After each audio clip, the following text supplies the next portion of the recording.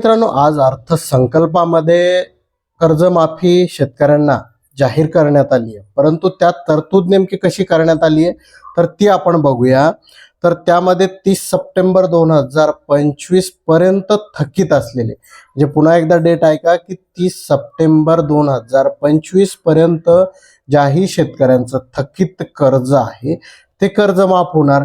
या योजनेला जे आहे पुण्यश्लोक अहिल्यादेवी होळकर शेतकरी कर्जमाफी योजना ही योजना म्हणून जाहीर करण्यात आली आहे। आता यामध्ये नेमकी पूर्तता कोणकोणत्या शेतकऱ्याची होणार, कोणाची माफी होणार, कारण 30 सप्टेंबर 2025 पर्यंत ज्यांचं थकीत आहे तेच माफ होणार का, त्याच्यानंतर जे कर्ज किंवा त्यावेळेस जे काढलंय ते थकीत आहे तर ते माफ होणार का, त्यानंतर यांनी 2 लाखापर्यंत आणि विशेष म्हणजे फक्त 2 लाख रुपयापर्यंत कर्जमाफी देण्यात येणार आहे। ज्याही शेतकऱ्यांचं तुमचं जास्त असेल तर ते नाही, परंतु 2 लाख रुपये माफ होणार।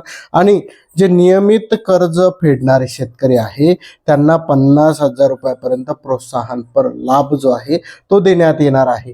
नेमकी सगळ्या शेतकऱ्यांमध्ये आता संभ्रम हा राहील की 30 सप्टेंबर 2025 पर्यंत थकीत म्हणजे त्या अगोदर जे थकलेलं आहे ते कर्ज का त्यावेळेस काढून जे पुढं थकले ते आहे की त्याच्यानंतर काढलेल्या कर्जाचं काय, हा सगळा संभ्रम आहे। याच्या अटी शर्ती अजून आलेल्या नाहीये। नेमकी अजून याच्यात अटी शर्ती काय काय इन्क्लूड होणार ते अजून बघण्यासारखं आहे मित्रांनो।